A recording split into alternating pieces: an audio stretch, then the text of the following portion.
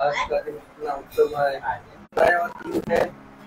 खुदा को हम लोग धन्यवाद दें। इस संध्या वेला में हम लोगों को चेतों के देश में जिंदा रखा। इसलिए खुदा की योजना थी कि यहाँ पर महासभा हो, खुदा का वचन को सुनने के लिए हम लोग यहाँ पर एकत्रित हुए। इसलिए हम लोग खुदा को धन्यवाद दें। आइए हम लोग उसको आदर और महिमा दें।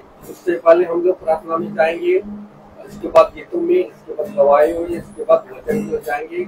इससे पहले कि घर के कोई भी सदस्य से मैं अनुरोध करता हूँ कि प्रार्थना में अगुवाई करें।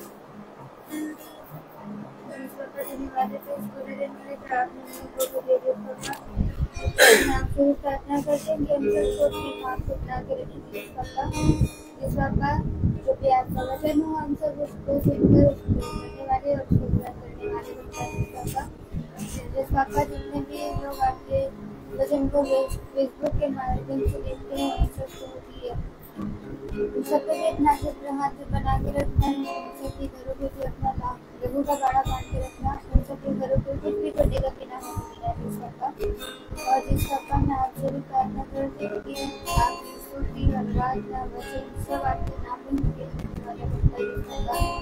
और जिस पापा मैं आपसे भी प्रार्थना करती हूँ कि हम सबको अपने माँ को बना के रखें। जो सबका जितने लोग भी आपके माँ से एकत्र के हम सबको अपने माँ को वापस करें जिस पापा।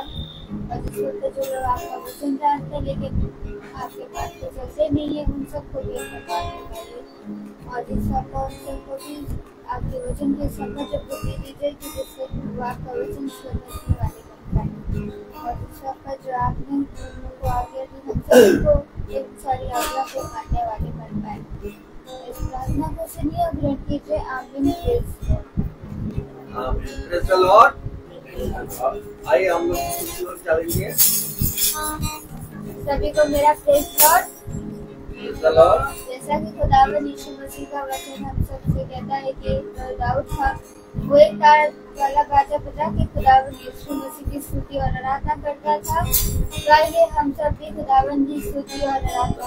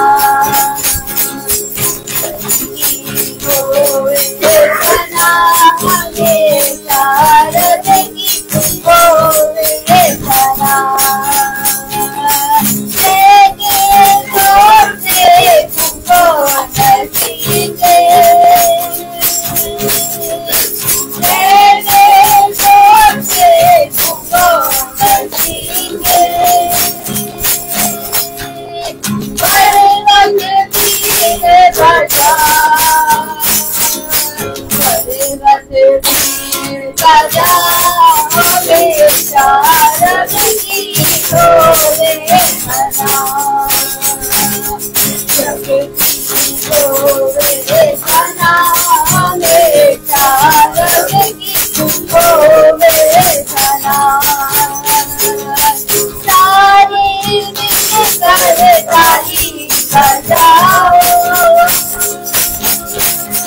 सारे मिलकर ताली बजाओ, गाओ रब की सना, गाओ रब की सना, हमेशा रब की हो बेचना, हो बेचना, हमेशा रब की हो बेचना। ताला चलो खराब तेरो, ताला चलो खराब तेरो, तबला बजा, तबला बजा, हमेशा रब की हो बेचना,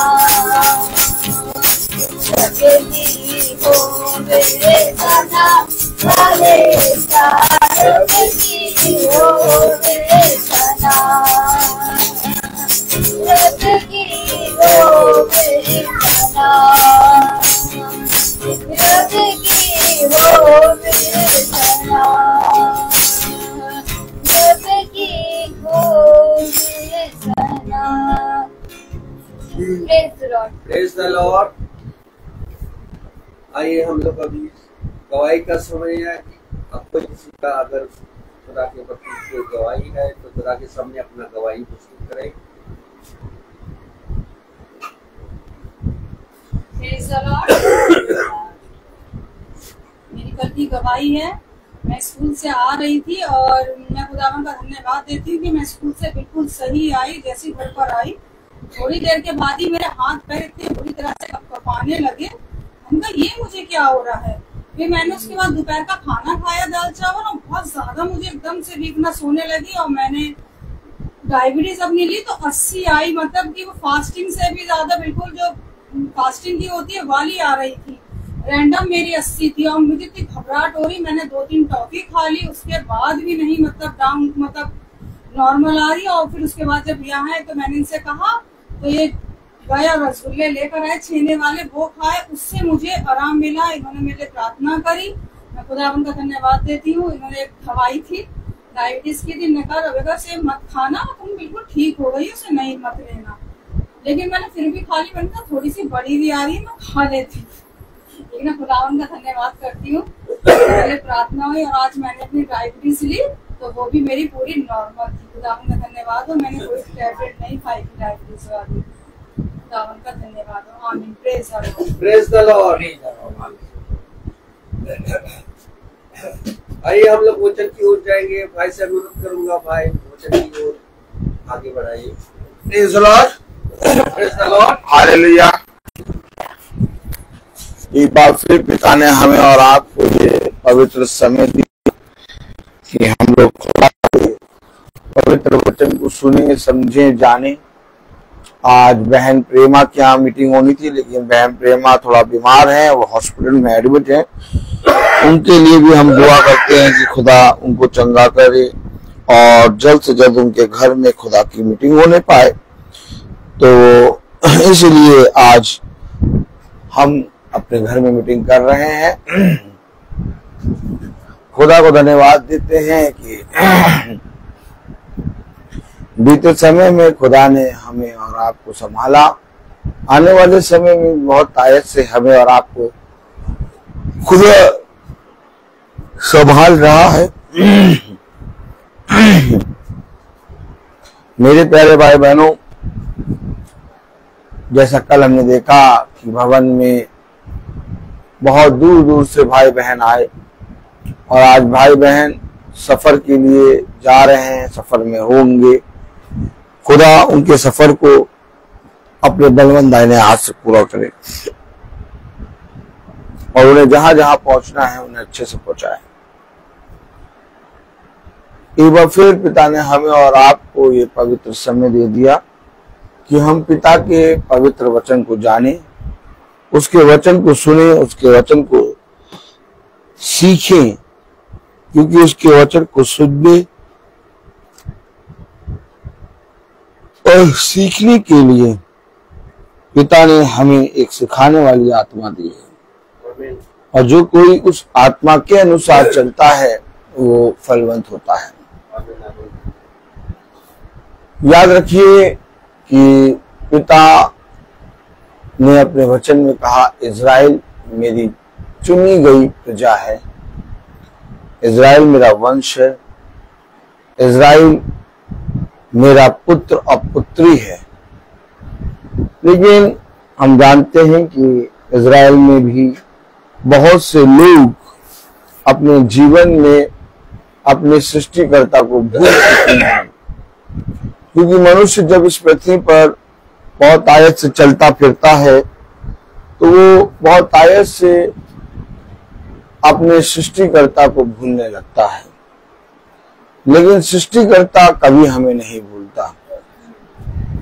इसलिए पिता ने कहा है, जब अंत का समय आएगा तो 1,44,000 इज़राइली खुदा की आत्मा में बच पाएंगे।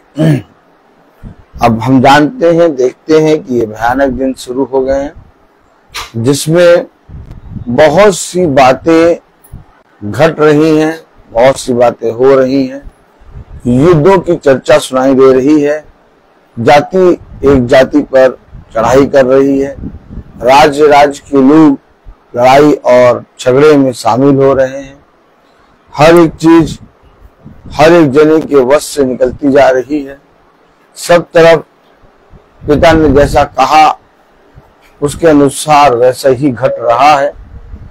तो इन सारी बातों को जब हम देखते हैं तो यह अवश्य है कि हम अपने सृष्टिकर्ता के प्रति ईमानदार बने, क्योंकि जब तुम इन बातों को होते हुए देखो तो तुम समझ लेना कि समय निकट है, वरन द्वार ही पे है, और अब और तब में ये बातें होने वाली हैं। इससे पहले कि ये बातें घटें, इससे पहले कि ये बातें हों, आइए हम सब पिता के वचन में चलें और देखें पिता हमें अपने वचन से क्या सिखाता है। हम सब खुदा के वचन को आदर और महिमा देने के लिए अपने स्थानों पर खड़े होंगे और हम निकालेंगे यहेजकेल। Praise the Lord.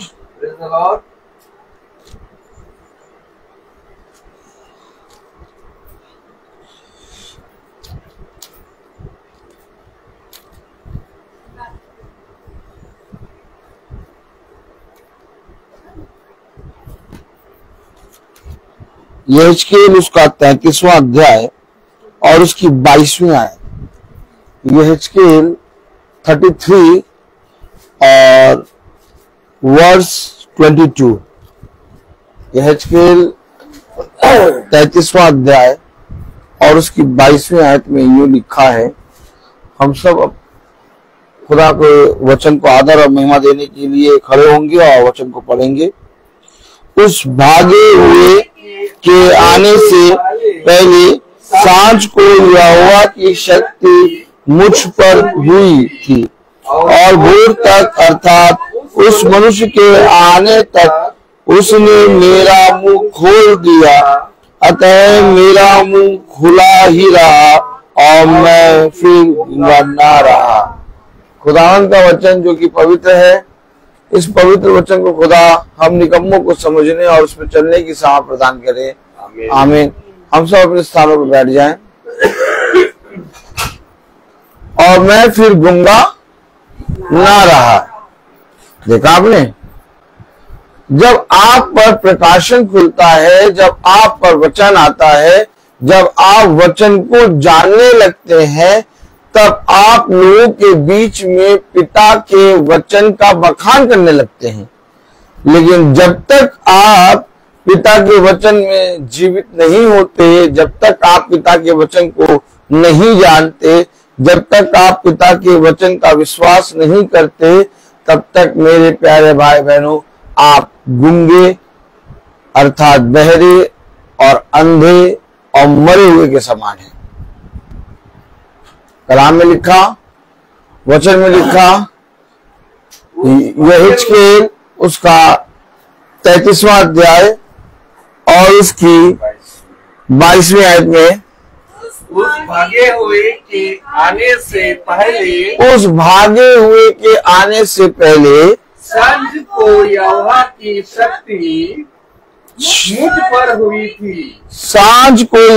शक्ति मुझ पर हुई थी। जब आप देखते हैं कि मनुष्य खुदा से प्रार्थना करता है, कहता खुदा मेरे रोग को चंगा कर। आप देखते हैं कि मनुष्य प्रार्थना करता है कि खुदा मेरे रोगों को चंगा कर, मेरी विपत्ति को दूर कर, मेरे जीवन में ये अंधकार का समय क्यों बना है, निरंतर मैं पाप में क्यों पड़ा हूं। आप देखते हैं कि बहुत से मनुष्य प्रार्थना करते हैं। क्यों भाई जानिए, कितने लोग प्रार्थना करते हैं, बहुत अलग अलग बात को, अलग अलग विषय को लेकर प्रार्थना करते हैं। लेकिन आपको मालूम है कि जब खुदा का अनुग्रह आता है, जब खुदा का आत्मा आप पर उदय होता है, जब आप खुदा के पवित्र वचन को सुनते और जानने लगते हैं, तो पहले खुदा आपके रोग को नहीं चंगा करता। इससे पहले कि वो आपके रोग को चंगा करे, इससे पहले कि वो आपकी विपत्ति को दूर करे, इससे पहले कि वह आपकी घटी को दूर करे, वो आपको वचन को सुनने की सामर्थ देता है। आमीन। और जैसे ही आप पर सामर्थ आती है, आप बोलने लगते हैं। आप देखिए, विपत्ति बनी रहती है, लेकिन जब हम खुदा की सामर्थ में होते हैं तो उस विपत्ति में होने के बावजूद हम आनंदित रहते हैं। आप नहीं समझ पा रहे हैं, आप समझिए। अब रेबेका ने मुझसे कहा मेरी डायबिटीज बड़ी आ रही है। मैंने इसको देखा, मैं चुपचाप बैठा और मैंने इसको ये बात नहीं बताई। मैं बैठा और मैं सोचने लगा कि इसकी डायबिटीज बड़ी आ रही है और मैं क्या करूं, ऐसी चीज क्या करूं कि इसकी डायबिटीज सही हो और ये चंगी हो। तो एकदम से मेरे जहन में खुदा ने दिया, इसके लिए प्रार्थना कर। क्या कर? इसके लिए प्रार्थना कर। मैंने कहा प्रभु मैं तो प्रार्थना करता हूं। प्रभु ने कहा नहीं, भोर में सबसे पहले इसके लिए प्रार्थना कर। फिर प्रभु ने मुझसे कहा देखो, मेरे वचन में कहा गया है कि यदि कोई मेरी विधि नियम को माने तो मैं उसके 20 से सारे लोगों को चंगा करूंगा। अर्थात रोग को चंगा करने वाला तेरा खुदा है। मैंने ये बातें मन में पिता के वचन के द्वारा सुनी। मैं ये बातें प्रचार करता हूं, लेकिन पिता मुझे स्मरण करा रहा, और स्मरण करा रहा तो मुझे ये दिखा रहा कि देखो ये किस किस तरह से मेरे वचन से अलग होती है। 2-3 दिन से मैं इसको बार बार वचन से बता रहा हूं और ये कह रही है कि तुम मेरे से ऐसे क्यों बोल रहे हो, लेकिन मैं इसको बार बार वचन बता रहा हूं क्योंकि मैं जानता हूं कि मुझे वचन बताना अवश्य है।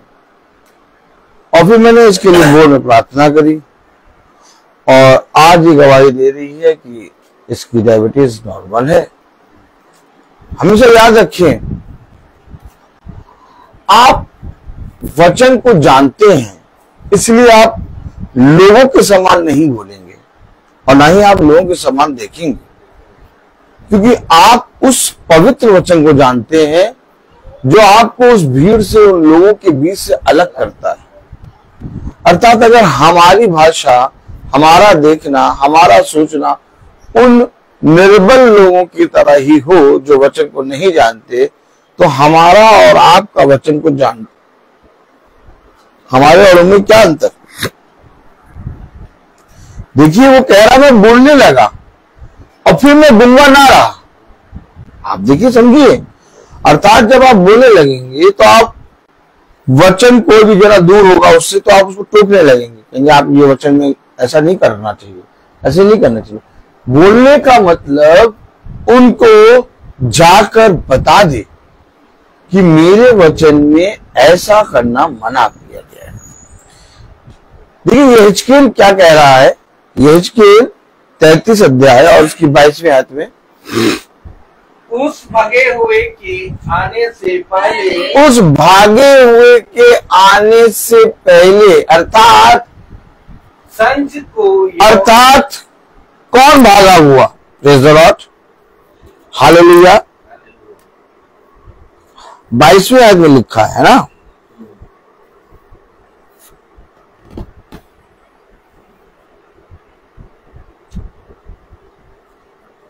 Praise the Lord. 21वीं आयत में, फिर हमारी बदवाई के 11वें वर्ष के 10वें महीने के 5वें दिन को एक व्यक्ति जो यरूशलेम से भागकर बच गया था। कौन? यरूशलेम से भागकर बच गया था। कितने? एक। आप नहीं समझे? हर जगह वचन का इनकार हो रहा है। आज धरती पे प्रलय, आज धरती पे ये युद्ध, आज धरती पे जाति जाति पे चढ़ाई, आज धरती पे हर तरफ अंधकार क्यों फैला है? क्योंकि हर एक जगह सत्य का इनकार हो रहा है। अर्थात यरूशलेम खुदा का वो परम पवित्र स्थान जहां पर कोई भी जना कुछ नहीं कर सकता, उस यरूशलेम में भी आज बहुत आयत से आक्रमण हो रहा है और भागा जा रहा है। क्यों? क्योंकि उन्होंने भी खुदा का इनकार कर दिया है वे इजराइली, लेकिन उन्होंने अपने धन, अपने बल, अपनी बुद्धि पर घमंड किया, जबकि खुदा ने कहा कि तुम्हारा धन, तुम्हारी बुद्धि, तुम्हारा घमंड, तुम्हारा बल, ये सब व्यर्थ है। अगर कोई घमंड करे तो इस बात पे करे कि वो मुझे जानता है। लेकिन अगर हम बहुत ध्यान से देखें तो मेरे प्यारे भाई बहनों, आज बहुत आयत से वो इजराइल जिसको खुदा ने अपनी प्रजा कहा, वो इजराइल जिसको खुदा ने अपना चुना गया वंश कहा, आमीन, जिसको खुदा ने अपने पुत्र पुत्री कहा, जिसको खुदा ने अपनी पत्नी कहा, आमीन, अर्थात मैं उसका पति और वो मेरी पत्नी, जैसा हमने कल सुना था। Praise the Lord. उसको खुदावन अपनी सामर्थ से अंत के समय में बचाएगा, लेकिन अभी उस पर भी बहुत प्रलय आएगा। ऐसा इसलिए क्योंकि कलाम में लिखा, एक व्यक्ति यरूशलेम से भागकर, क्या कह रहा? ये यहेजकेल उसका 33वां अध्याय और उसकी 21वीं आयत में क्या लिखा? फिर हमारी बदवाई के 11वें वर्ष के, फिर हमारी बदवाई के 11वें वर्ष के 10वें महीने के 5वें दिन को, 10वें महीने के 5वें दिन को एक व्यक्ति जो यरूशलेम से भागकर बच गया था, एक व्यक्ति जो यरूशलेम से भागकर बच गया था, वह मेरे पास आकर कहने लगा, वो मेरे पास आकर कहने लगा, नगर ले लिया गया। नगर ले लिया गया, सब उजड़ गया। देखा आपने? क्या नगर ले लिया गया? क्या उजड़ गया? मैं आपको एक आयत पढ़ाऊं। Praise the Lord, hallelujah, hallelujah. देखिए, पढ़िए 28वीं आयत। मैं उस देश की देश को मैं उस देश को उजाड़ कर दूंगा, मैं उस देश को उजाड़ कर दूंगा, और उसके बल और घमंड जाता रहेगा। भाई घमंड, देखा मैं क्या कह रहा हूं? अभी इजराइल को घमंड है मेरी बुद्धि पे, मेरी शक्ति पे, मेरे धन पे। आप हमेशा याद रखिए, ये इजराइली जानते हैं कि हमारा छुड़ाने वाला यीशु मसीह है, लेकिन अभी भी वो अपने खुदा का नाम नहीं ले रहे। क्यों? क्योंकि बहुत तेरे उसमें से मूर्ति पूजकों को पूजने और घिनौने कामों को करने और मांस को लहू के साथ खाने वालों में से हैं, और अपने पड़ोसी की स्त्री के साथ व्यभिचार कर रहे हैं। पूरे इजराइल में अशुद्धता फैल कर रखी है। देखिए कलाम में क्या लिखा, क्या पढ़ा है आपने? अभी देखिए मैं आपको पढ़ाता हूँ एक आयत। Praise the Lord, hallelujah. देखिए क्या लिखा, पढ़िए जरा 26वें आयत। तुम अपनी अपनी तलवार पर भरोसा करते। देखा, अपने बल पे, अपने हथियारों पे, अपनी टेक्नोलॉजी पे। देखिए हमेशा याद रखिए, खुदा ने अपने वचन में कहा कि जब मनुष्य ये कहता है कि कल मैं ये काम कर लूंगा, मैं परसों वो कर लूंगा, मैं यहां चला जाऊंगा, मैं वहां चला जाऊंगा, मैं ये हूं, मैं वो हूं, तो खुदा ने अपने वचन में कहा इसके विपरीत उसको ये कहना चाहिए कि यदि खुदा चाहेगा तो कल मैं वहां पहुंचूंगा। आमीन। देखिए कलाम में लिखा है, वचन में लिखा है 26वें आयत में, तुम अपनी अपनी तलवार पर भरोसा करते और घिनौने काम करते। कौन? देखिए घिनौने काम। यस। अभी इजराइल, मैं बोलता हूं जैसे हम लोगों कल परसों सुना कि जो कोई आकाश को नापेगा, जो कोई पृथ्वी की को खोद कर उसकी नाप कर लेगा, उसकी नींव की नाप कर लेगा, तभी मेरा प्रेम, मेरी दया उस पर से इजराइल से हटेगी। अर्थात इजराइल मेरा चुना गया है, इजराइल मेरी आंखों का तारा है। लेकिन क्या कारण था कि कनान देश केवल यहोशू और कलेब जा पाए, बाकी सारे इजरायली मारे गए? क्यों? क्योंकि उनके बीच में खुदा के मानने वाला मन नहीं था। क्या कारण था कि खुदा ने अन्य जातियों को अपने पुत्र की आंखें निकाल के दे दी, अर्थात हमें और आपको। इजराइल को अंधा करके हमें और आपको खुदा ने आंखें दे दी कि हम देखें। Praise the Lord. क्यों वो आखिर ऐसा हुआ?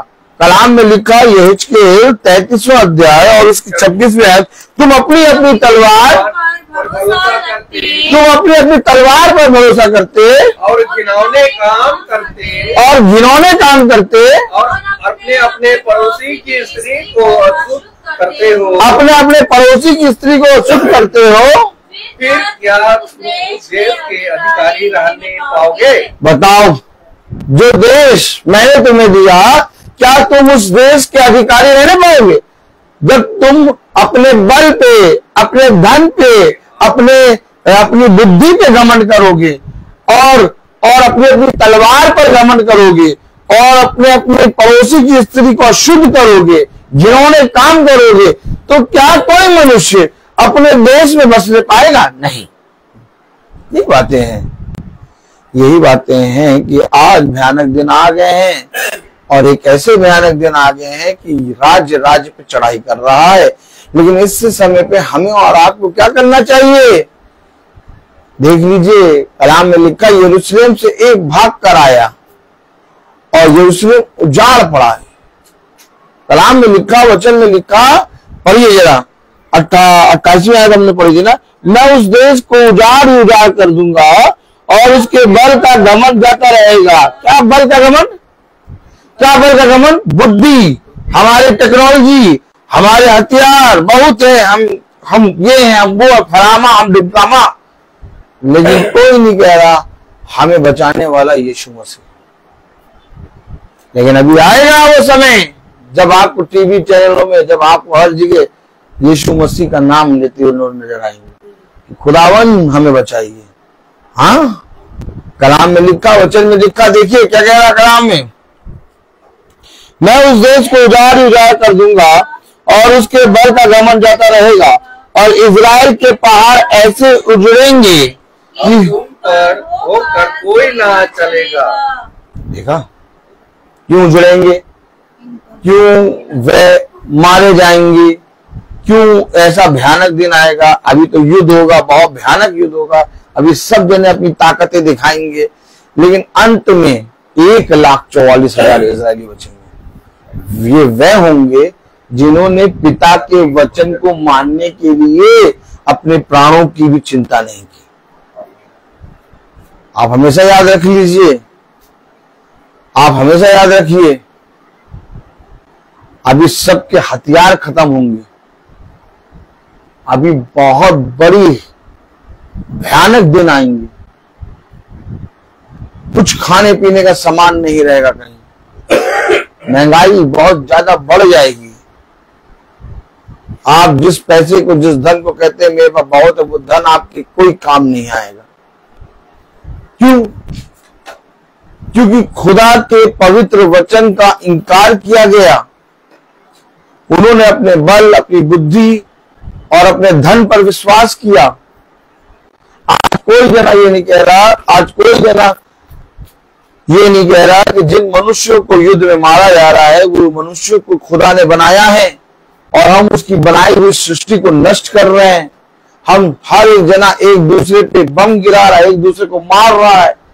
लेकिन किसी से पूछो, जो आप किसी को मार रहे हैं, किसी को पे बम गिरा रहे हैं, आप किसी का नाश कर रहे हैं, क्या आपके अंदर इतनी कुव्वत, लियाकत है कि आप एक व्यक्ति को भी जीवित कर सके? नहीं। अर्थात वो ऐसा करके वो सृष्टिकर्ता की बनाई हुई सृष्टि को नष्ट कर रहे हैं। तो बताइए, सृष्टिकर्ता जो बनाने वाला है वो देख नहीं रहा है? वो देख रहा है, हो क्या रहा है, क्योंकि भयानक दिन आ रहे हैं। और ऐसा इसलिए हो रहा है क्योंकि लोगों ने अपने जीवन में घिनौने कामों को अपने जीवन से दूर नहीं किया। उन्होंने अपने हथियारों पे, अपनी तलवारों पे, अपने धन पे, अपनी बुद्धि पे और अपने नाम पर घमंड किया। लेकिन कलाम कह रहा, वचन कह रहा, क्या कह रहा? यहेजकेल उसका 33वां अध्याय और उसकी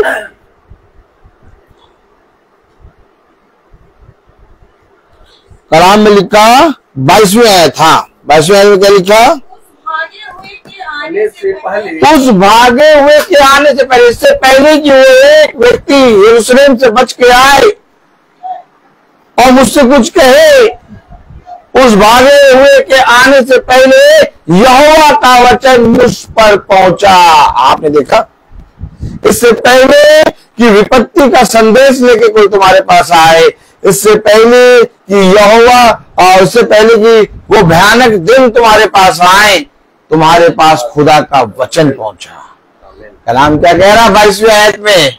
उस भागे हुए के आने से पहले, उस भागे हुए के आने से पहले सांझ को यहोवा की शक्ति मुझ पर हुई थी। सांझ को यहोवा की शक्ति मुझ पर हुई थी और भोर तक, अर्थात उस मनुष्य के आने तक उसने मेरा मुंह खोल दिया।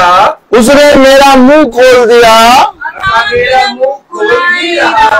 अरे, अब तुम्हारा मुंह खुला ही है। और आगे, और मैं फिर गूंगा ना रहा। और मैं फिर गूंगा ना रहा। आज खुदा के नाम में सब गूंगे हैं। आज खुदा के नाम में सब बहिरे, अंधे हैं। अभी आप खुदा का नाम लेने लगिए, देखिए सब आपके पास से भागने लगेंगे। खुदा का नाम कोई नहीं ले रहा। क्या इस पृथ्वी पर कोई ऐसा व्यक्ति नहीं जो खुदा का नाम सच्चाई से ले?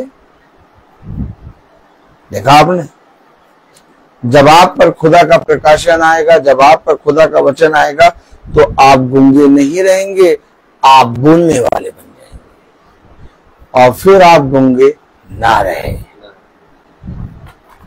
उजाड़ ही उजाड़ पड़ा है इजराइल। क्यों? क्योंकि उन्होंने घिनौने काम किए हैं। और आप बहुत से घिनौने कामों के कारण वे इस पृथ्वी पर एक बार फिर से नाश किए जा रहे हैं।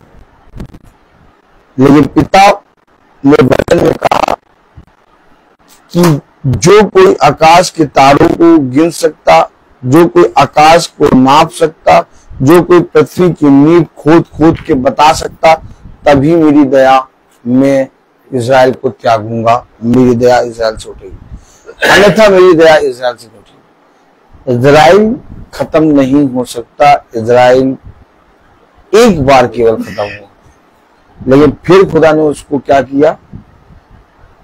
पनपाया। अर्थात 1947 में एज अ नेशन इजराइल फिर स्थापित हो गया। सही है कि नहीं? राजा टाइटस के द्वारा 33 एडी में इजराइल काटा गया था, क्योंकि उसने अपने छुड़ाने वाले का इनकार किया था। लेकिन खुदा ने एक बार फिर से उसको एज अ नेशन स्थापित किया। और खुदा ने कहा जब यीशु के उस छूट में से एक पौधा फलवंत होगा, एक कली फलवंत होगी, किल्ले फूटेंगे, तब तुम समझ लेना कि भयानक दिन नजदीक है। यानी इजराइल एक बार फिर से बनकर तैयार हो गया है, लेकिन अब उसे कोई नाश नहीं कर पाएगा, क्योंकि 1,44,000 अंत के समय में रैप्चर नहीं, न्याय में दिए जाएंगे।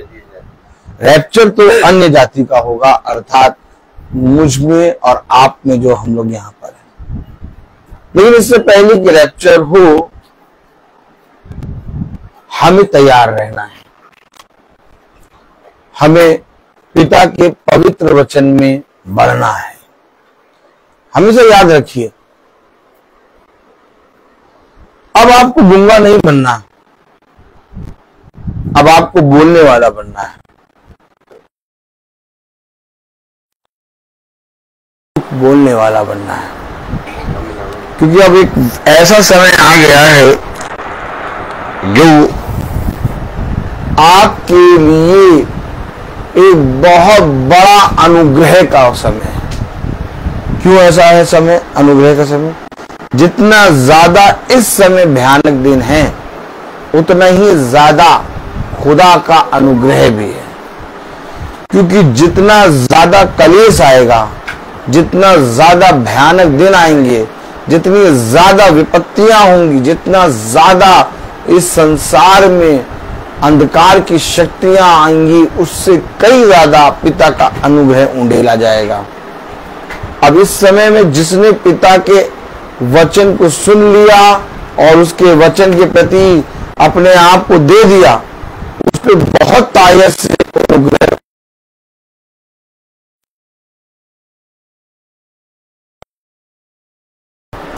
बहुत ही बड़ा। जैसे मैं आपको बताऊं कि लास्ट मोमेंट पे क्या होता है, जब सबसे खत्म का समय आता है, जब बहुत ज्यादा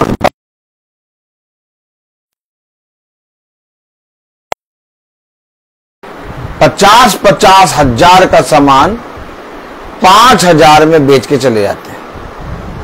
ताली बजाइए। और आज भी अगर आप सब्जी लेने जाते हैं तो रात में जाते हैं 10:30 बजे या 10 बजे, कि जब वो जा रहे हो तो भैया जो तरोई 50 रुपए किलो बेची है उसने, आपको जाते जाते 15 रुपए किलो 20 रुपए किलो दे दिया। तो सोचो, जब सब्जी का इतना रेट हो जाता है, तो अभी इस समय जो कटनी चटनी हो रही है, इस समय पिता ने इतना बड़ा अनुग्रह कर दिया है कि जो अनुग्रह के लिए मनुष्य के अब केवल एक बात है कि विश्वास कर लो। सोचो कितनी बड़ी व्यवस्था की बातें थी, कितनी व्यवस्था की बातें थी। फरीसी, यहूदी, शास्त्री व्यवस्था की सारी बातों को, उसके सारी चीजों को मानते मानते साल भर त्योहार मनाते मनाते थक जाते थे। क्योंकि वचन में लिखा है कि अगर वो सारी व्यवस्था को माने और एक को पूरा ना करे तो वो सारे में पापी ठहरेंगे। ये सोच के, इसका भय मान के वो सारी व्यवस्थाओं को पूरा करते थे। लेकिन आज कोई व्यवस्था हमारे ऊपर इतनी नहीं है। आज हमारे ऊपर केवल एक चीज है, वो विश्वास। जो कोई विश्वास करेगा वो उद्धार पाएगा। अर्थात जैसे ही आपने विश्वास किया, आप पर एक अनुग्रह का बादल, आप पर एक ग्रेस का टाइम जो इस समय उंडेला गया है। पिता ने कहा ना, मैं अंत के समय में अपने प्यालों को उंडेल दूंगा, सातों विपत्ति के प्याले उंडेलूंगा। लेकिन उसके साथ साथ कि मैं सातों विपत्ति के प्याले उंडेलूं, मैं उसके साथ साथ अपने ग्रेस को, अपने अनुग्रह को, अपनी आत्मा को भी उंडेलूंगा, ताकि बहुत तायत से लोग उसके पीछे हो लें और बहुत तेरे लोग जो पीछे थे बहुत, वो आगे हो जाएं, और जो आगे थे वो पीछे हो जाएं। देखा आपने? नहीं समझा आप? मैं अब गूंगा ना रहा, मैं अब गूंगा क्या कह रहा कलाम, वचन क्या कह रहा? यहेजकेल 22 उस भागे हुए के आने से पहले, उस भागे हुए के आने से पहले सांझ को यहोवा की शक्ति मुझ पर हुई थी, सांझ को यहोवा की शक्ति मुझ पर हुई थी, और भोर तक अर्थात उस मनुष्य के आने तक उसने मेरा मुंह खोल दिया। उस मनुष्य के आने तक, भोर तक, इससे पहले कि वो मनुष्य यरूशलेम से जो एक बच के आया, भाग कर आया, वो आके मुझे कुछ बताए, उसने मेरा मुंह खोल दिया।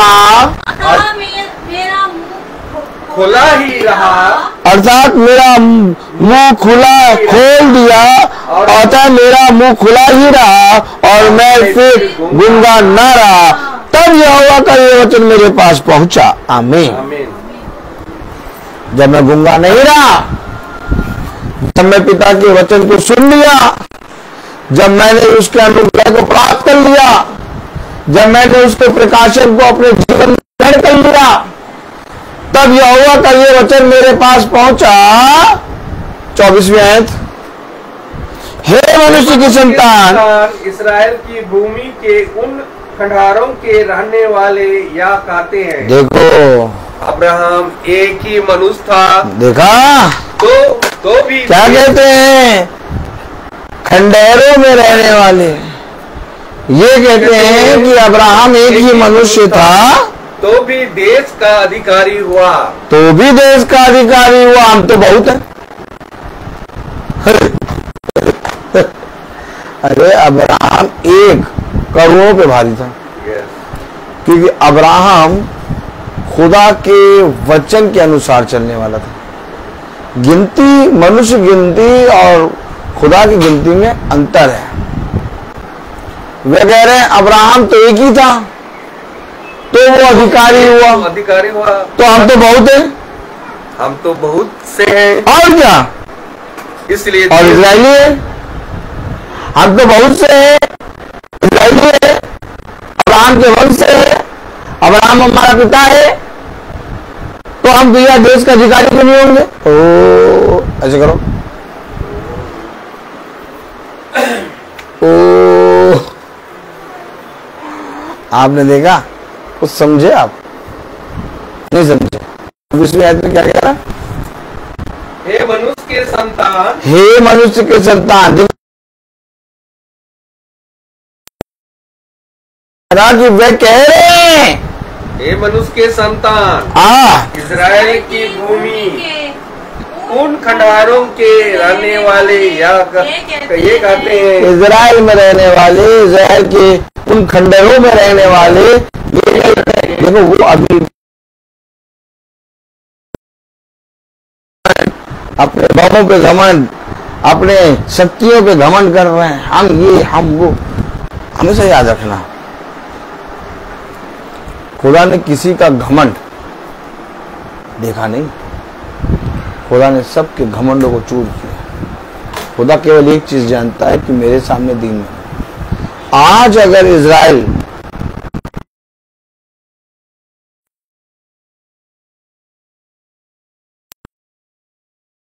लेकिन अभी भी इजराइल में घिनौने काम हो रहे हैं, अभी भी वह ऐसे ऐसे काम कर रहे हैं जिसके कारण वो खुदा को रीस दिला रहे हैं। यही तो कारण है कि खुदा कटाई छटाई करेगा। और वे इजरायली जो सचमुच पिता के वचन को मानते, अर्थात जैसे नतनेल को खुदा ने देखते हुए कहा ये एक सच्चा इजरायली है। नतनेल कौन था? एक सच्चा इजरायली। आमीन। जैसे खुदा ने नतनेल को कहा कि ये एक सच्चा इजरायली है, मेरे प्यारे भाइयों बहनों, वैसे ही नतनेल के बराबर एक एक सच्चा इजरायली 1,44,000 होगा। ताली हो जाइए। उसमें कोई कपट नहीं होगी, उसमें कोई छल ना होगा। एक एक नतनेल के बराबर के इजरायली, जो सच्चा इजरायली, उसको चुनेगा खुदा, और तब उनकी गिनती होगी 1,44,000। याद रखिए। लेकिन जितने जंगल में चलने वाले थे ना, 20 लाख इजरायली, वे सब नाश हुए थे। केवल 2 बचे थे, यहोशू और कलेब। ठीक इसी तरीके से आज भी हो रहा है। खुदा ने अपने वचन में कहा, खुदा ने अपने कलाम में कहा। यहिजकेल उसका 33वां अध्याय और उसकी 24वीं आयत में क्या कहा? हे मनुष्य के संतान, हे मनुष्य के संतान, इस्राएल की भूमि के उन खंडहरों के रहने वाले ये कहते हैं, इजराइल की भूमि के उन खंडहरों में रहने वाले ये कहते हैं, अब्राहम एक ही मनुष्य था। अब्राहम एक ही मनुष्य था। एक ही मनुष्य था। अब्राहम की तुलना तो कर दी और बता भी दिया अधिकारी बना, लेकिन अब्राहम के समान काम भी तो करो। खुदा ने अपने वचन में कहा नहीं कि यदि तुम सच में अब्राहम की संतान होते तो अब्राहम के समान काम करते। वे कह रहे थे कि हम तो अब्राहम की संतान हैं, हमारा पिता अब्राहम है। ओह माय गॉड, अभी यहां पर भी कह रहे हैं। खुदा का वचन मेरे पास पहुंचा और कहा कि देखो हे मनुष्य की संतान, वे इजराइल की है, इजराइल की भूमि के उन खंडहरों के रहने वाले, इजराइल की भूमि के उन खंडहरों में रहने वाले ये कहते हैं, अब्राहम एक ही मनुष्य था। अब्राहम एक ही मनुष्य था तो भी देश का अधिकारी हुआ। और क्या, अब्राहम एक ही मनुष्य था, जब वो अधिकारी हुआ तो हमें क्यों नहीं अधिकार मिलेगा? और क्या, हम लोग बोलते हैं, हमें तो बहुत से ढेर सारे हैं, हमें तो जरूर से जरूर खुदा अधिकारी बनाएगा। अरे इजराइल नाम रखने से या इजराइल को बहुत ज्यादा इजराइल बोलने से आप इजरायली नहीं होंगे। इजरायली होता है आत्मिक, इजरायली होता है पवित्रता से भरा हुआ, खुदा के वचन में चलने वाला। इजराइल अर्थात कोई और नहीं बल्कि स्वयं यीशु मसीह है। अब मैं आपको बताऊं, इजराइल कोई और नहीं, इजराइल खुदावन यीशु मसीह है। अब आप बताइए, आप इजराइल से अपनी तुलना कर रहे हैं, आप इजराइल में रहने वालों को इजरायली कह रहे हैं। हाँ, वो जन्म से इजरायली हैं, लेकिन जन्म से इजरायली होने से आप पिता की संतान नहीं बनेंगे। आप पिता की संतान तब बनेंगे जब आप इजराइल के समान काम करेंगे। खुदा ने क्यों, खुदा ने, आप मुझे बताइए, खुदा ने क्यों याकूब ने कहा, याकूब से पूछा तेरा नाम क्या है? उसने कहा मेरा नाम इजराइल है। क्यों खुदा ने याकूब को इजराइल नाम दिया? याकूब को इजराइल नाम इसलिए दिया क्योंकि खुदा स्वयं इजराइल है। इजराइल एक पवित्रता, इजराइल एक उकाब है। ओ माय गॉड, क्या वचन आ रहा है। इजराइल एक उकाब है, इजराइल को कोई छू नहीं सकता। एक सच्चे इजराइल से जिस दिन, एक सच्चे इजरायली से जिस दिन तुम्हारा सामना हो जाएगा, तुम उसको छू नहीं पाओगे। ओ माय गॉड, एक इजरायली वो है जिसके अंदर खुदावन यीशु मसीह वास करता है। आमीन आमीन। सोच लो, यहोशू और कालेब गए थे और बहुत बड़े बड़े लोग थे, उनकी हाइट से भी बहुत बड़े बड़े लोग थे। बाकी भी तो इजरायली गए थे उसके साथ, यहोशू और कालेब के साथ। सब कह रहे भैया हम तो वहां जा ही नहीं पाएंगे, भैया वो तो बहुत बड़े हैं, भैया उनसे तो लड़ भी नहीं पाएंगे। यहोशू और कालेब कह रहे भैया हम तो उस देश को आराम से ले लेंगे। उन्हें उनकी हाइट, उनका बड़ा दिखाई नहीं देगा, क्योंकि वो इजरायली है। इजरायली है दाऊद, जिसने कहा ये कौन है? ओ माय गॉड, क्या रहा था, ये कौन है पलिस्ती जो मेरे सच्चे खुदा को ललकार रहा है? ये है कौन? Oh my God.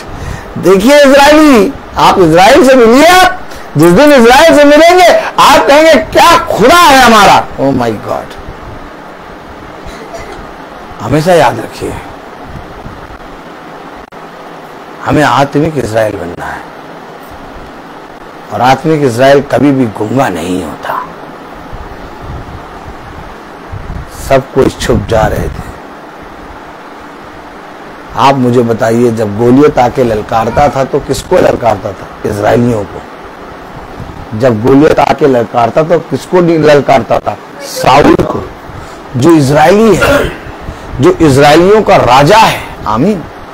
गोलियत आके ललकारता था किसको? क्यों नहीं वो इजरायली गोलियत को मार पा रहे थे? क्योंकि एक सच्चा इजरायली नहीं थे, एक चुना गया इजरायली नहीं थे। लेकिन जैसे ही गोलियत आके ललकारने ही लगा, वैसे ही वो दाऊद जो अपने भाइयों को गोली देने आया था, क्या ये कौन? ये कौन है जो मेरे खुदा को ललकार रहा है? ओ माय गॉड, आप और मुझे कुछ समझना होगा। ये बातें, ये जो चीजें हो रही हैं, ये जितनी भी चीजें हो रही हैं, युद्ध की चर्चा देख रहे हैं, ये सब एक चिन्ह है, आपके लिए एक चिन्ह है। और ये चिन्ह इसलिए है कि जैसे जैसे इन बातों को तुम होते हुए देखो, वैसे वैसे तुम मेरे वचन के निकट आ जाओ। ये चिन्ह है। कब समझेंगे आप वचन? अभी भी आप रोग, अभी भी आप विपत्ति, अभी भी आप अपनी संतान, अभी भी आप अपने पति, अभी भी आप अपनी पत्नी, अभी भी आप अपने बैंक अकाउंट, अभी भी आप अपने जॉब, अभी भी आप अपने फोड़े फुंसी की प्रार्थनाओं में लगे पड़े। अरे इन बातों से कब ऊपर आओगे? अब तो बात हाँ और आमीन में पूरी हो रही है। अब तो बात उद्धार की आ गई है भैया। अब तो द्वार पे तुमको खड़े हो, अब तो तुम्हें जाने की बात आ गई है। अब तो उन बातों को छोड़ो कि अभी भी उन निठल्ली बातों पे लगे रहोगे।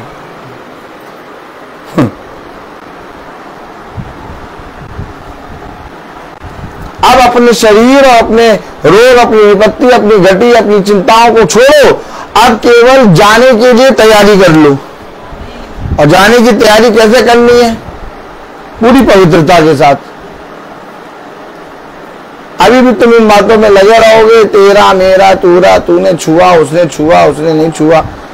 अरे कब तक इन बातों पे लगोगे? अब तो समय के अनुसार से तुम्हें दूध को छोड़ के अनाज खाना चाहिए। तुम कब तक दूध पीते रहोगे? क्या कह रहे हैं हम और आप? क्या कह रहा है कलाम 24वीं आयत में, यहेजकेल 33:24 में क्या कह रहा?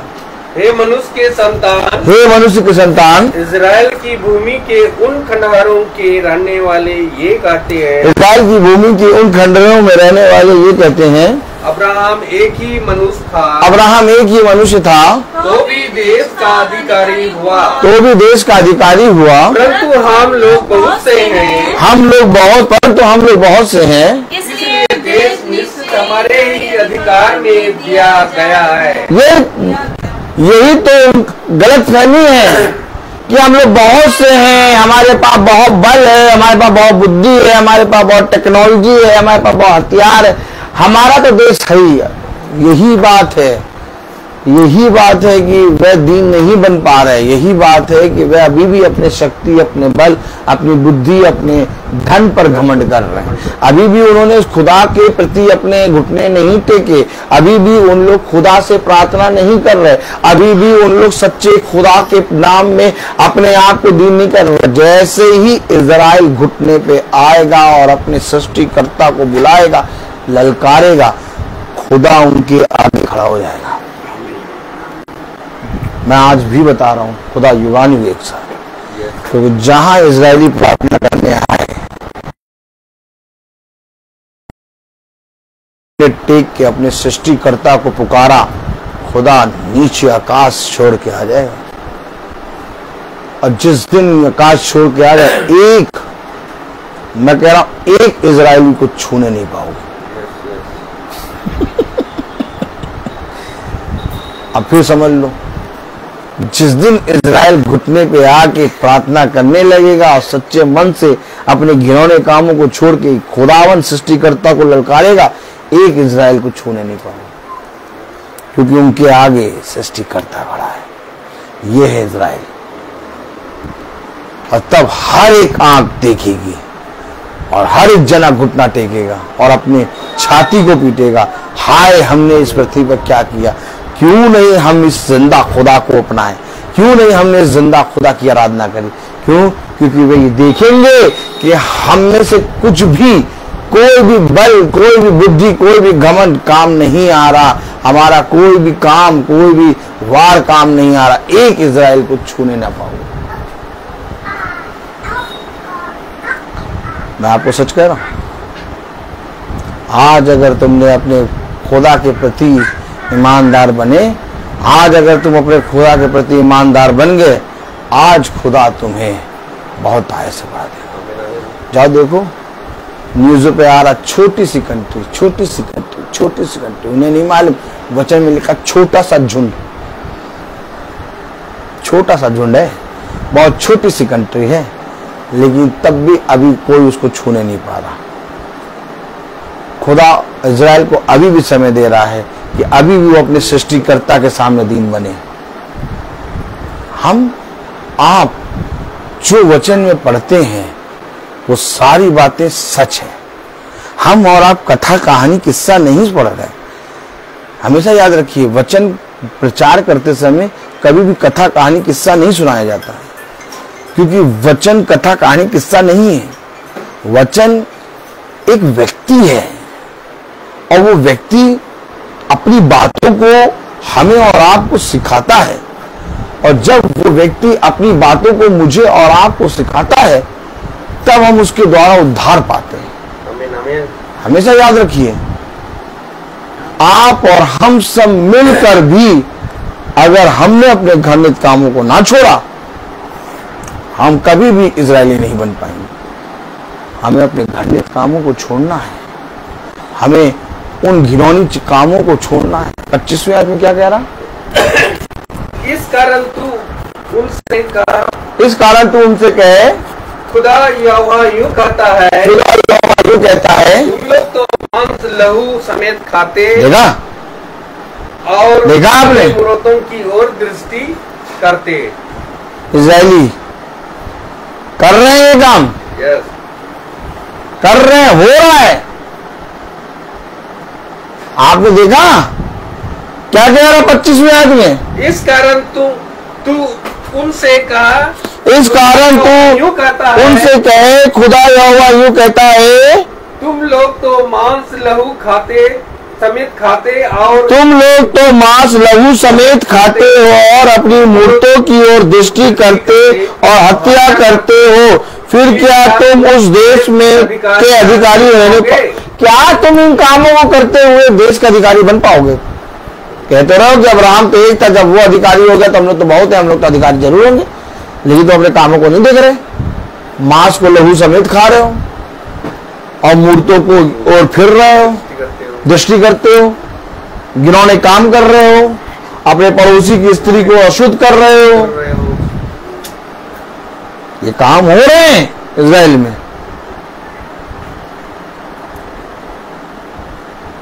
इसलिए आज कई इजरायली मारे भी जा रहे हैं, लेकिन खुदा उन्हें समझाने के लिए, सीख देने के लिए बार बार चिता रहा है, मेरी ओर फिर जाओ, मेरी ओर फिर जाओ। क्या करें बताइए, क्या करें? हम और आप क्या करें?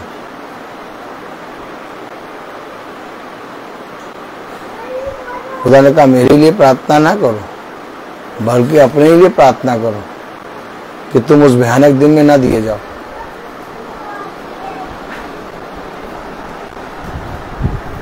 अपने लिए प्रार्थना करो, अपने खुदा के सामने दीन बनो, अपने सृष्टिकर्ता के वचन को अपने हृदय रूपी पट्टियों पर लिखो और दिन और रात उसी को स्मरण करो। भोजन मिले या ना मिले,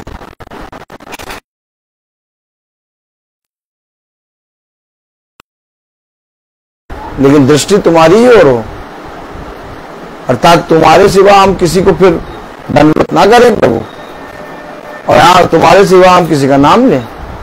तुम ही मेरे पिता, तुम ही मेरे सब कुछ हो।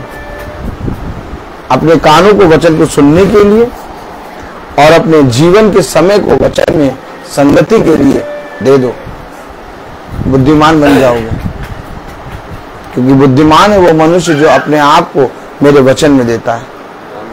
देखा होगा लोग सेब चढ़ाते हैं, देखा होगा लोग उसाते हैं सोना चढ़ाते हैं, देखा होगा लोग उसाते हैं कैंडल चढ़ाते हैं, अगरबत्ती चढ़ाते हैं, माला चढ़ाते हैं। आपने देखा होगा उसाते हैं वो आटे की बोरी, क्या नाम है, अन्नपूर्णा, आशीर्वाद आटा चढ़ाते हैं, अंडे की ट्रे चढ़ाते हैं, तेल रिफाइंड तेल चढ़ाते हैं। आपने देखा होगा। तुम इन सब चीजों की जगह अपने आप को चढ़ा दो, तुम अपने आप को चढ़ा दो। तुम कहो मैं तेल नहीं लाया प्रभु, प्रभु मैं तेल नहीं लाया, का आशीर्वाद। मैं आशीर्वाद का आटा भी मिलाया। मैं लेने तो गया था, मैंने कहा लाओ अंडे की ट्रे ले जाए, लेकिन मैंने कहा ये अंडे की कमी तो पिता को कहा है नहीं। पिता ने कहा ऐसी कौन सी वस्तु है जो मेरे पास नहीं है, अगर लाना ही है कुछ तो लाओ, फिर अपने आप को चढ़ाओ। तो आओ फिर अपने आप को चढ़ा देते हैं, और क्या। और अगर अपने आप को चढ़ा दिया है तो फिर संगति में चलने के लिए समय तो होना चाहिए, महासभा को सुनने के लिए समय तो होना चाहिए। आज लोग कहते हैं हमने अपने आप को चढ़ा दिया, लेकिन महासभा को सुनने के लिए समय नहीं है। आज लोग कहते हैं हमने अपने आप को चढ़ा दिया, लेकिन मीटिंग महासभा कराने के लिए अपने घरों में समय नहीं है। क्या चढ़ाया तुमने? आज भी तुमने अपने हाथ को छुपा के रखा है और पिता के सामने आंख मिचौली खेल लो। एक दिन होगा जब तुम्हें चढ़ाने की जरूरत नहीं पड़ेगी, तुम स्वयं ही खुदा के पास पहुंचोगे। तब खुदा कहेगा काश वो दिन होता जब तू अपने आप को चढ़ा देता, तो आज तू बच जाता। मैं बोलता हर चीज का एक। तो आइए हम प्रार्थना में चलेंगे। मेरा निवेदन है भाई डैनियल से कि वो प्रार्थना में अगुवाई करें। गॉड ब्लेस यू भाई। आइए हम लोग प्रार्थना में चलिए, अपने आंखों को बंद कीजिए और अपने आप को प्रभु के सामने समर्पित करें और प्रभु से प्रार्थना करें कि प्रभु मेरे विचारों को, मेरी जुबान को, मेरी सब कुछ को शुद्ध कर, ताकि केवल खुदा को ही अपना प्रभु मानूं, खुदा के अनुसार आचरण करूं। जो खुदा की आज्ञा को पालन करता है तो वह खुदा उसमें निवास करता है। हम जानते हैं कि खुदा हम में निवास करता है क्योंकि उसने हमको अपना आत्मा प्रदान किया है। जो शिक्षा आप लोगों ने प्रारंभ से सुनी, यदि वह आप में बने रहेगी तो आप भी पुत्र तथा पिता में बने रहोगे। प्रभु यीशु मसीह ने हमें यह प्रतिज्ञा दी, वह है अनंत जीवन। जो खुदा की इच्छा को पूरी करता है वह युग ने युग तक बना रहता है। हे प्रभु, अपने कृपा दृष्टिकार, अपने सेवक पर कृपा दृष्टिकार तुम्हारी ज्योति मनुष्यों के सामने चमकती रहे, जिससे तुम्हारे भले कामों को देखकर तुम्हारे ईश्वर के पिता की महिमा करें। हे प्रभु, तू अनादि आनंदमय खुदा है। धन्य है वे जो अपने को दिन समझते हैं, स्वर्ग का राज उन्हीं का है। अपने भक्तों के प्रति प्रभु का प्रेम सदा सर्वदा बना रहता है। हे पिता स्वर्ग और पृथ्वी के प्रभु, मैं तेरी स्तुति करता हूँ क्योंकि तूने इस राज के राजों को मेरे बच्चों के लिए प्रकट किया। प्रभु की महिमा इस घराने में निवास करें। प्रभु कहते हैं मैं तुम लोगों को एक नई आज्ञा देता हूँ, मैंने जैसे तुम लोगों को प्यार किया वैसे तुम भी एक दूसरे को प्यार करो। यदि कोई मुझे प्यार करेगा तो मेरी शिक्षा पर चलेगा और मेरा पिता उससे प्यार करेंगे और मैं उसके पास आकर उनमें निवास करूंगा। हे प्रभु, मुझे ऐसी शिक्षा दे कि मैं तेरी संहिता का पालन करता रहूं। धन्य है वे जो प्रभु पर भरोसा रखते हैं। प्रभु अपने प्रजा को प्यार करता है और प्रभु कहते हैं कि मैं सत्य का आत्मा तुम्हारे पास भेजूंगा, वह पूर्ण सत्य तक ले जाएगा। मैं पिता से निवेदन करूंगा और मैं आपके लिए एक सहायक तुम्हारे पास हर हमेशा सदा बना रहेगा। हे पिता, तेरी शिक्षा आत्मा और जीवन है, अपने शब्दों में अनंत जीवन का संदेश है। प्रभु कहते हैं मैंने तुम्हें चुना जिसे तुम चाहकर फल उत्पन्न करो और तुम्हारा फल बना रहे। जो वचन आप लोगों में बोया गया उस वचन के अनुसार उसको ग्रहण करें और उसके अनुसार चले, और ये हमारे आत्मा के अंतर्ताम तक पहुंचता है। खुदा का वचन बहुमूल्य वचन है, इसलिए आप लोग उसको ग्रहण करें ताकि उस वचन के अनुसार हमारा उद्धार हो सके। धन्यवाद खुदा, धन्यवाद, तेरी स्तुति हो खुदा। मैं धन्यवाद देता हूँ जो भी इस महासभा में जो वचन दिया खुदा, ताकि उस वचन को ग्रहण करने की सामर्थ्य दीजिए। आपका अनुग्रह हम लोगों पर बने रहे खुदा, ताकि जहाँ पर जितने भी लोग यहाँ पर उपस्थित है खुदा, ताकि आपका अनुग्रह इस घर में बने रहे खुदा। जो भी वचन आज हमने सुनाया खुदा, ताकि आपकी आत्मा में जो वचन हम लोग सुना, ताकि उस वचन को सत्य में जान सके खुदा, और उस वचन के अनुसार बने रहे, कि आपका अनुग्रह इस घराने में बने रहे खुदा।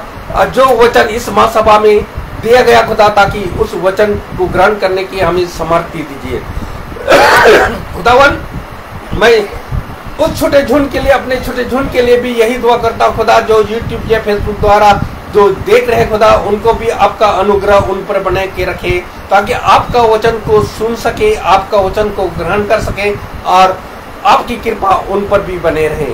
खुदावन, मैं जो भी इस छोटे झुंड में जो भी बीमारी में पड़े हुए खुदा, ताकि आपका वचन द्वारा वह उद्धार मिल पा सके खुदा, ताकि उनको भी चंगा करे आपका वचन के द्वारा खुदा, ताकि उसमें समर्थ दीजिए, ताकि आपका वचन को सेहत में ग्रहण कर सके। मैं इस घराने के लिए भी यही दुआ करता हूँ खुदा, मैं अपने भाई के लिए भी ये दुआ करता हूँ खुदा, ताकि उनको बहुत आया से आशीष प्रदान करे कि जो वचन आपकी आत्मा में हम लोगों को दिन प्रतिदिन सुनाते हैं, ताकि हम लोग उस वचन के अनुसार, उस मधुर वचन के अनुसार ग्रहण कर सके और उसमें समर्थ मिलता है खुदा, ताकि इस वचन को हमें थमे रहे और उस वचन में बने रहे। खुदावन, मैं इस खास करके जितने भी यहाँ पर उपस्थित है हर एक जन के लिए यही दुआ करता हूँ खुदा, ताकि आपका अनुग्रह, आपका आत्मा इस घराने में बने रहे और आपका वचन को सेहत में ग्रहण कर सके। हम यही दुआ करते हैं हमारे प्रभु यीशु मसीह के नाम पर, आमीन। हमारे पिता तुम स्वर्ग, तेरा नाम पवित्र माना जाए, तेरा राज आए, तेरी इच्छा जैसे स्वर्ग में वैसे पृथ्वी पर भी हो। हमारा प्रतिदिन का आहार हमें दे और हमारे अपराध हमें क्षमा कर, जैसे हम अपने अपराधों को क्षमा कर, और हमें परीक्षा में न डालना, बुराई से बचा। अब हमारे खुदावन यीशु मसीह का फजल, खुदा बाप की मोहब्बत, पापों की रिफाकत और सराहत हम में से हर एक विश्वासी जन के साथ अब से लेकर अनंत काल तक होती रहे, आमीन। धन्यवाद धन्यवाद धन्यवाद, सारी आशीषों पे सोते धन्यवाद धन्यवाद धन्यवाद धन्यवाद, सारी आशीषों के सोते धन्यवाद, सारी आशीषें आती ऊपर से, हालेलुया। धन्यवाद धन्यवाद धन्यवाद, सारी आशीषों पे सोते धन्यवाद।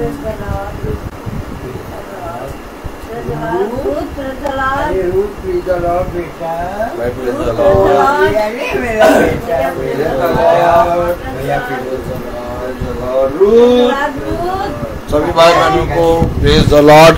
कल की प्रार्थना शाम को 5 बजे यही हमारी यही होगी। सब भाई बहनों को प्रेज द लॉर्ड।